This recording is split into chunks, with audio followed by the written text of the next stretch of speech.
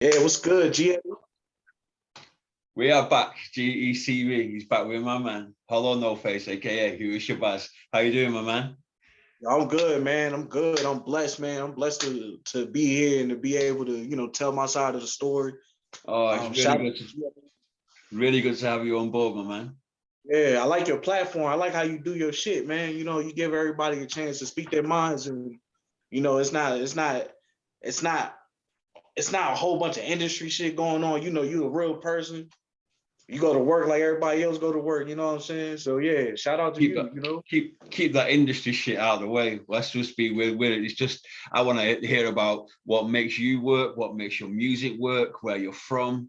So give us a quick Yeah. rundown, man. Where are you from, man? So shit, man. So I'm originally from Alexandria, Virginia, which is about 10 minutes outside of DC. I say 5 to 10 minutes outside of DC in the DMV area. The I was DMV. born, yeah, the DMV Shouts out area to the where, DMV, man. Lady C, yeah, how you doing, girl? yeah. Shout out to Lady C, man. That's good peoples, man. I actually met her through Instagram. I don't even remember who followed who first. I'll probably follow her first. You know how it go. She's a pretty She's face. You gotta talented, man. I follow. like her. Yeah, man. So yeah, I'm from here, but my father's from Detroit, Michigan. So that's why I always got on On the some D. type of Detroit gear. It's just an honor to my family out there. And my mom, she's originally from South Carolina, but she was born in South Carolina. She was raised up here in Virginia, Alexandria. She was actually raised. So I'm from the west side of Alexandria, and she was raised in a spot called Alfred Street, which is pretty much on the east side or uptown. Like Yeah. around here, we call it uptown and shit. And then my father, the way they met, because he was down here pretty much in the military. He was fresh out the military. They had him stationed down here, and that's where he met my mom at work. They used to work at the Hoffman building, which is it's close to a movie theater. It's like a big landmark where I'm from and shit. So yeah, man, I'm from everywhere. Let's put it like that. Like I'm from here, but I got ties in the north, the south, you know what I'm saying? I got family all over the place, man. When did you first like make your first move into music? What kind of age were you at? So, all right, so my man Pyro, shout out to Pyro, man. My man Pyro, this is like one of my childhood friends. He had a laptop. This is back when we was in like high school. He had a laptop. He had some shit called Acid Pro. I don't know if you remember Acid Pro, but Yeah, I he do. had the Acid Pro on his computer, and we used to like make little songs here and there.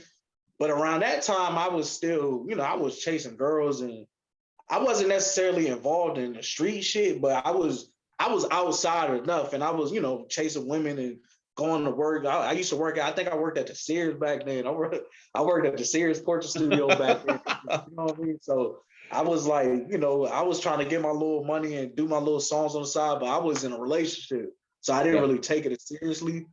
yeah. I didn't really start taking music seriously until I was like 22. I say 22 or 23, because around that time, I say by that time, I've heard enough. I heard enough of the radio and the industry shit that made me not want to listen to it, and it made me hate hip hop. It made me hate music. Just listen. I think around that time, I mean, of course, we still listen to Lil Wayne and Drake, and I still bump my M here and there, but Yeah. I guess I guess because I started to mature, I started to get more mature in my thoughts, and I figure, man, all they doing is just making up shit. Like I could make a song just as good as that and talk about some real shit. So I just started writing. I just started writing, and what I used to do, I sit in my mom's car and record on a voice recorder. I have a beat playing on a voice recorder, Yeah. and I would just do my little practice inside of her car. And then before I knew it, I was like, man, I need to go record this shit for real. So I hit my man Pyro back up, and I started recording little shit with him. You know what I'm saying? Him, my man Lucky Luch, not Pyro, Purple Grammar. That's his little brother. Yeah. We had our own little clique going on where we would, because I mean, at the end of the day, we all had regular, like we all was still going to work and doing regular Do shit. nine So to five. that was stuff that we did, like kind of like on the back end when we wasn't at work and running around outside. Who'd you find So your influences were then? say that one more time. Who are your influences then? My main influences is Tupac, Scarface. I listen to a lot of Bone Thugs. Shit, Yeah. Bone Thugs and Harmony. I say that's probably like One the of my first time I favorite got hip hop bands ever, yeah, man. like that East 99 joint. That was the first time. Oh, my favorite Look, track. I purchased that album. I remember my father gave me like $20. You know, back in the day, we got $20 for allowance. I spent that shit right on the album. That was the first album I purchased, East Oh, one of my 99. favorite albums, East 1999.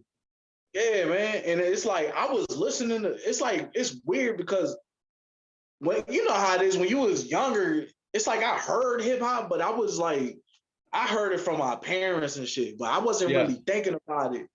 But there was one period of time where this is back in 2004. One of my uncles had passed away. My and he had a binder full of old albums, and my aunt let me take the binder home with me.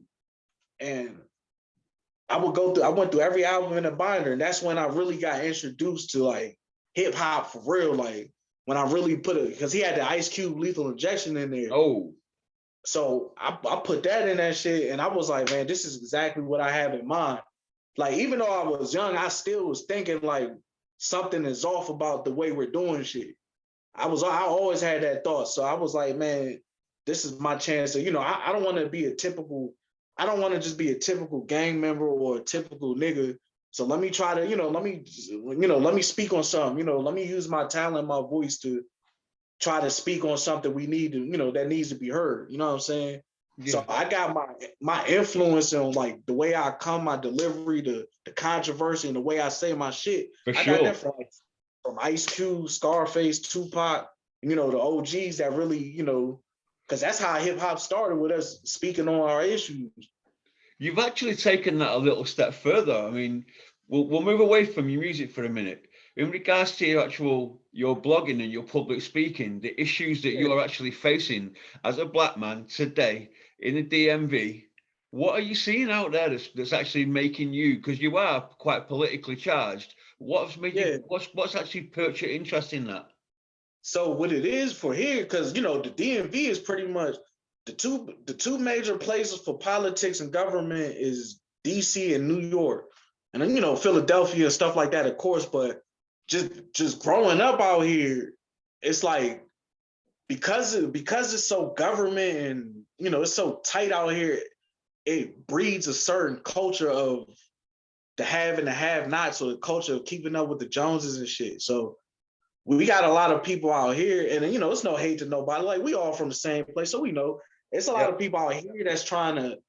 It's like we spend so much time trying to one up each other, and I got this, I got you don't got that. I got you mad because you broke this, that, and third. When in reality, we all regular people. Like I'm still a regular motherfucker. yeah, Like you think you a famous nigga, but I'm still a regular motherfucker. So after a while, it starts to breathe. It's like after a while, you start to see everybody pick their sides because it's so much division. You know what I'm saying? It's like yeah. just the mentality of thinking that you're better than somebody. It creates the division out here. You know what I'm Are the saying? divisions still there on the street? Yeah, of Is there course. a place where you're speaking from that actually from your heart? Yeah, it's been here. It seems like ever since ever since I was a kid, it's always been that certain way. Like it's always been that way where your money means more than who you are as a person. Yeah, They judge you based on what you got on or what's in your wallet or if somebody's mentioning your name. Even me being as outspoken as I am, and you're like, you listen to my music, you hear lyrically how I am and how busy I could get. Down here, they act like they know who I am, but they gonna act like they don't really know me, like I'm a yeah, nobody. Just because just because I don't, I'm not flashy or I'm not talking the same shit, like, you know what I mean? And I it's do. okay. It's okay because I'm not, I kind of wanted to be like that. Like, I don't want to be put in a box. Like, I'm multi-dimensional. You can't really put me in one specific category. For sure. Even with my vernacular, like people would like you can hear how I talk and assume that I'm just a cold-blooded murderer, but in reality, I'm a regular person. You know, I'm a regular person just like you and everybody else. You know what I'm saying? Like, I'm not involved in everything, but it's not, you know, it's easy to throw your life away. You know what I'm saying? It's It's easy. Is easy to it throw easy your for life you though away. to find that, to be that positive role model? Yeah. And out here, everybody is trapping, or, and I'm not, like I said, man, you know what I'm saying? If anybody watches this, don't take offense. But out here, you know, the music scene is all just trap and drill and this and that and drugs and guns and shit.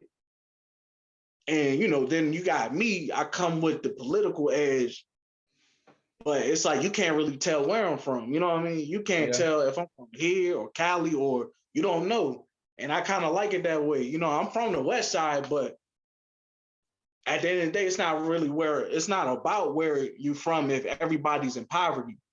You know what I'm saying? Like, if we're all in poverty and we're all struggling to make the rent out here is high as hell. So, you know, rent 15, 17, two racks for a basic apartment. Same. You know, Live in London is exactly the same. It's killing me yeah, it's all like the time.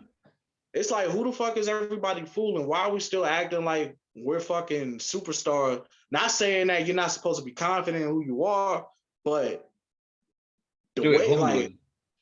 yeah, it's no need for all that. You know what I mean? So it reflects in your music. There's an edge to it. Do you remember, before we get into your recent releases, what was your first release? All right, so the first mixtape I dropped was it was a tape called Free Huey. I actually dropped that on Bandcamp. That was like, that was back in like 2016. Actually, I remember I think I dropped it on March the 6th, 2016. It was like Biggie Small's birthday or something like that. It was one of Yeah. those days. That music was pretty much, that was like all of my first music I was writing. When you remember I told you I was in my mom's car and shit, those were all those songs that I went back and recorded where I was just now discovering my talent. Yeah. I had just started writing my own hooks and shit. And I had just started working on my own beats. So I was like, let me drop something. It took a long time to drop. Like, for real, the initial date when I wanted to drop this shit was like 2013 or 14. But I went through my own little trials and tribulations. I had to push it back. That's where I met Marvelous Beats. You interviewed Marvelous Beats like on the 27th, if I'm not mistaken. Yeah, because out I met tomorrow that. I met Marvelous Beats on Facebook when I was, in the process of figuring out what I wanted to do with my music. But He's I a didn't even hit positive him brother, back. man. You say that one more time? He's a positive brother, isn't he? Yeah, he is, man. And it's funny because I didn't hit him back until like a year later. Like, I met him one time in a post, and then I was like, I'm gonna be in touch with you. And I went to, record my man Pyro. And then after a while, I wanted to branch out, and I hit him back. At this time he was staying in Silver Spring, Maryland. Yeah. So, I hit him back and he told me his price, and ever since then, I've been fucking with him ever since then, man. I did my first couple sessions with him, and before I knew it, I was re-recording my whole mixtape. I was re-recording that joint, and then I actually met his brother Len Lama. Len Lama. Um, What's good, his Len? brother shot my first video. Like, his brother shot all my videos, so I met him. I met his brother through him, and ever since then, we kind of been, we kind of are like, we do our own thing, but we affiliated, so we all know what's up. Like, if they need anything, all they gotta do is give me a call, and I'm there. 3rd and 9th, man. Yeah, so 3rd and So 9th, man. 3rd and 9th. So that let's go to Cabin Fever. Is that the release that these guys from 3rd and 9th and yourself have been involved with? Say that one more time. With Cabin Fever. Oh yeah. That's your latest release, isn't it? Yeah. Yeah, Cabin Fever. That's my latest release. I shot that in New York. During the pandemic, actually, right before the pandemic started. Yeah. I say it was like February or something. I just got laid off my job. And then it's funny because I came down. I say I got laid off. I got laid off on March 23rd. We started learning about the disease probably around February or whatever. Yeah. My godson, shout out to Lucky Luce. My godson was born, I think, February 7th or one of those days. He was born around one of those days, like right before the shit shut down. And I took a bus down here. I took a bus down from New York to the DMV to see my godson and, you know, chop it up with my brother. I get back to New York that Sunday and they tell me I'm laid off from my job. And this is, you know, so I was out of work for a good couple of weeks. And then I was laying around and shit. I ain't gonna lie, that first 2 weeks, I was laying around trying to figure out if I was gonna die or not, just based on everything they were saying. You know what I'm saying? But then after a while, I started to get mad, like, man, you know, they can't do that. You know, they can't just fucking inject everybody with something. It's like, I know that you created this shit. Like, even before we got to this point, I remember talking to my boss, like, yo, they trying to kill us. And y'all, you know, like, y'all worried about the wrong shit. Like, y'all know they're trying to kill us, right? I know, you know, I can say this since I'm laid off. You know, they're trying to kill us, but have a good day. You know what I'm saying? I just was like, let me throw that out there. And I was mad. I was like, man, shit. Man, fuck, what the fuck I'm not about to just not go outside because, like, I'm not going to let fear run me and shit. So I made that beat. I had this computer that barely worked. I made that beat real quick. I went to the studio. Man, as well, that beat. Lyrically, it's dark. Like, I was recording at this joint in Queens, this place called Sound Studios in Queens. Queensbridge, right by where Nas was from. This dude named Chris Marcel. He was my engineer at the time. I took my shit to him. I hit Lynn up. I had him come through the studio and shit. So he recorded the session. And then we shot the video. We shot the video in New Rochelle, actually. So that gas station, it was like an abandoned gas station. We was like, man, fuck, we might as well shoot this shit right here. This was around when they first did the curfew. And you remember when they was asking people for their papers and shit? Yeah. Like, you know, to check your work papers. My job ain't even give me the work papers. So I was just out there free balling. At this time, I was renting a room out in the Bronx. My sister, she was in New York too, but she moved to Cali probably like a month, I say a week or a month after I shot that video. So when that shit shut down, everything happened fast. Like literally, like it happened so fast that I still haven't processed it all. It's 2022. You know, I'm still thinking about getting laid off and then hearing my sister about to move to Cali. And then bang, like the very next week, and I'm in the Bronx, and it's like, what the fuck? Is it Public Enemy? That's the track that's like 6 minutes long. So Public Enemy, Cabin Fever is the name of the track. Public Enemy is the name of the album I'm working on. So this is probably, I'm not gonna say it's gonna be my last album, but this is probably gonna be a more seasoned version of me. You know what I'm saying? It's gonna be a more seasoned version of me, and it's going to be me getting a little more personal with my demons, pretty much. You know what I'm saying?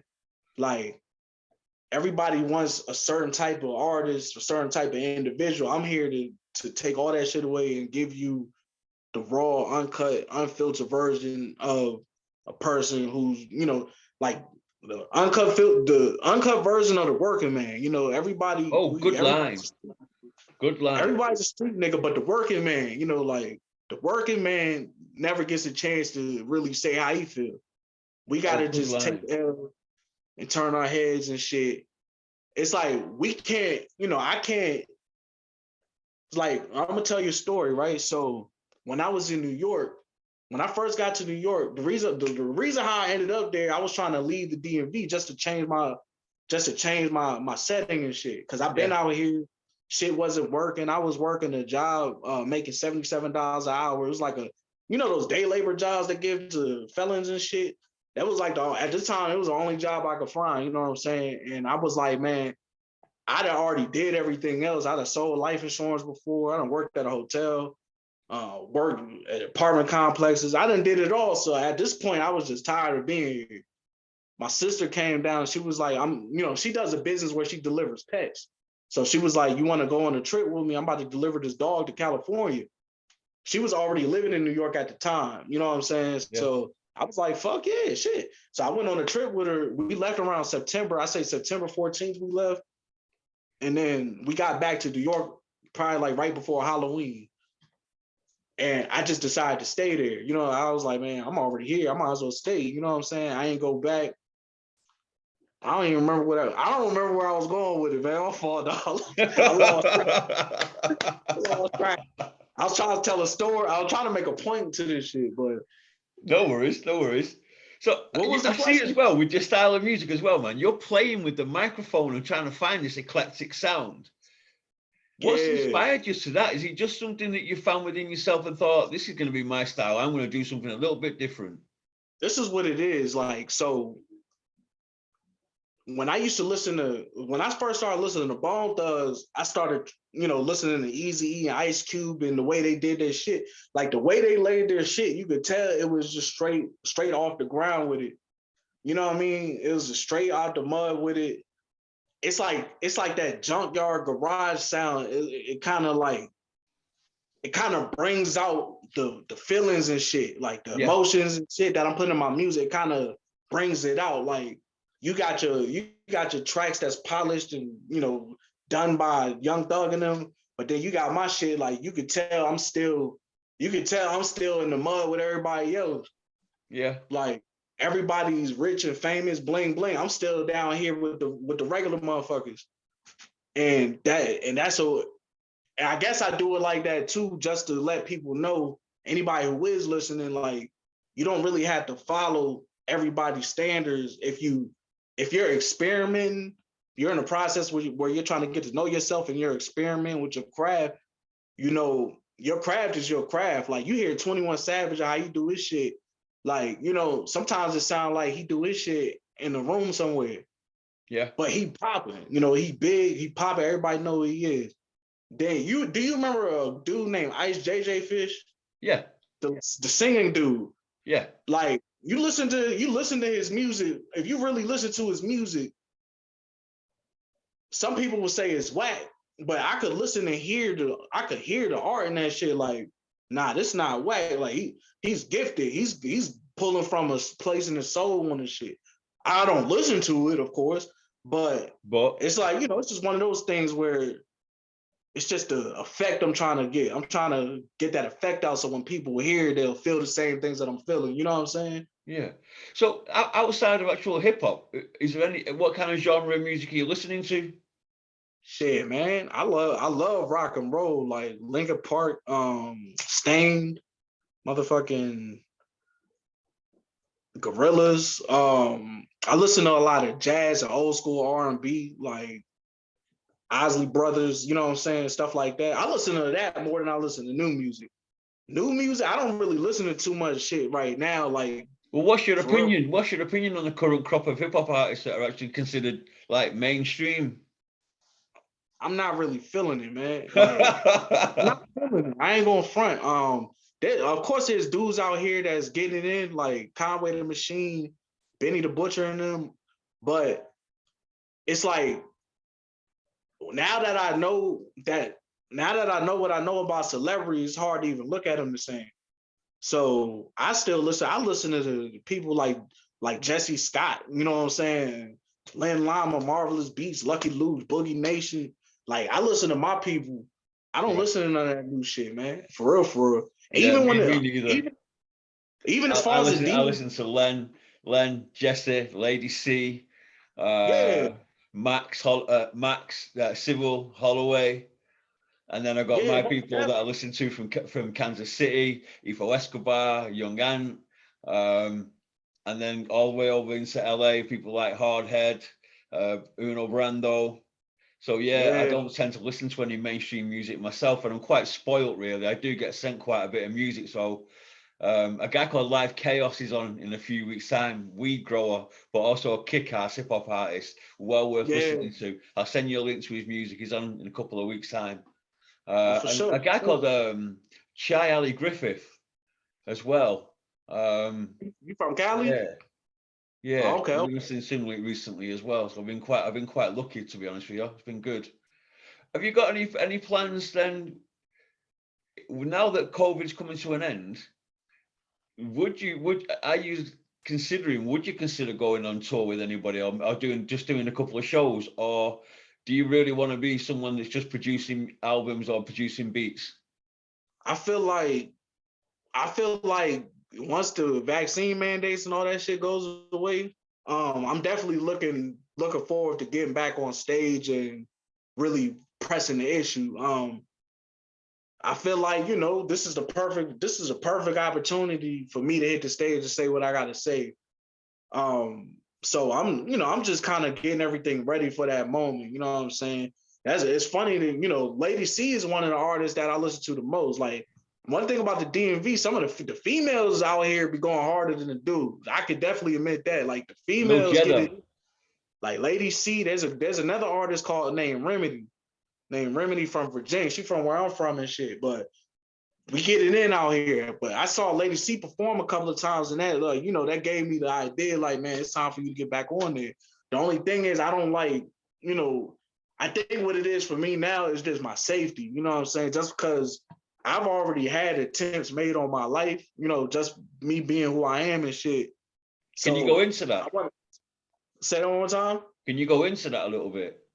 Yeah, I could go a little bit into detail, but it's like, all right, so for example, when I moved back from New York, on May 2007. I mean, not 2007, May 2020, pretty much. I was there for a while, and I was staying with my man Lucky Luce. That's my man. It's like my best friend since third grade. Because me and my father made an agreement that I wasn't gonna come back home. I wasn't gonna come back home. I was like, fuck it, you're right. I'm a grown ass man. I already moved out. Let me try to stay on my own. Around this time, I just came back. I finally get my unemployment from New York because while I was up there, I wasn't getting it. But I got hit with all the back pay at one time, and I was staying with my mans. We had just got the studio equipment. You know what I'm saying? Yeah. I guess the streets talk. So the streets heard I was back around the way, and they sent some hitters, shot up my man's house. I was, of course, sleeping on the couch and shit. So I'm waking up, the bullets flying over my head and shit. I had to hit the Rambo crawl. My man, family, they was Sorry, upstairs. not So, funny, man, but oh no, you were. I was laughing too. I think the funniest part about this, and this is part of what drives me to do the things that I do, because the streets talk, and we got information. We got a little bit of the information we needed, and before I knew it, I was making a list of people. They didn't even know. They had no idea. It's people that when we came back to get our shit, like, I was looking at people that I had on my phone that I was gonna hit, but of course, I need my freedom. of So course. it was some shit. It was some shit you let slide, but there's people I still look at to this day. I'm still just watching pages like just in case. It and that shit fucked me up because it was like, you're going through you just survived through New York. You just survived New York during the pandemic. You come back home, and that's the first thing that happened. It's like a welcome home party. But it gets even worse because when it happened, the police were already there. Now, we didn't call the police, and we didn't hear any sirens. But immediately when we leave out the house, they walk right around the corner. And then they were saying shit like, you sure you didn't get hit? This, that, and the third. So I'm immediately thinking that it's the police involved with the shit too. And then when I looked up the guy's information, it shows that he was wanted. He was already wanted for 8 counts of the same shit. Of course, I'm not. Of course, at the time, I'm not thinking about getting involved with police because I don't trust the motherfuckers either. No. I figure if anything's gonna happen, I'm gonna deal with it myself. But I made the decision, I made the decision to just let that shit slide. And if we ever run into each other, it is what it is. But for the most part, I still got something I'm trying to do. Like, I still got a mission. But now that I know, it's like, now that I know how people feel, I don't like, you know what I'm saying? Oh shit. Hold on. We're running out of time. 40-minute limit. Know, right? We might have to do a part 2 to this shit. Yes, we will. Before we wrap this up then, my man, have you got anyone you want to give any shouts out to? We'll definitely do a part 2. Oh yeah, for sure, man. I want to give a shout out to all my folks: Pyro, Moot, Luch, Juan, Lynn Lama, Jesse Scott, Lady C. It's a lot of people, man. God bless my, God, shout out to my Uncle Mario that just passed. Mario Alvarez, my great aunt Sweet passed away a couple weeks She ago. did indeed. Rest in peace. My condolences. That's my Detroit side. Mario's down here in Virginia, so shout out to everybody, man. If I miss you, man, it's way too many out of name, man. Oh yeah, shout out to my cousin Darren. He got a clothing brand called Always the Same. Always the Same. It's not just a brand, it's a lifestyle, man. You probably see me wearing some of this shit soon. So yeah. So that's it for now. You know what I'm saying? Peace. Thank you very much, my man. Yeah, for sure. Let me know when you're ready to do part 2, man. I'm always down, dog. Do it next week. Oh, for sure. I'm off on Friday. You know what I'm saying? Friday. Let's do it Friday. Locked in. All right, baby. Take care, man. Bye-bye.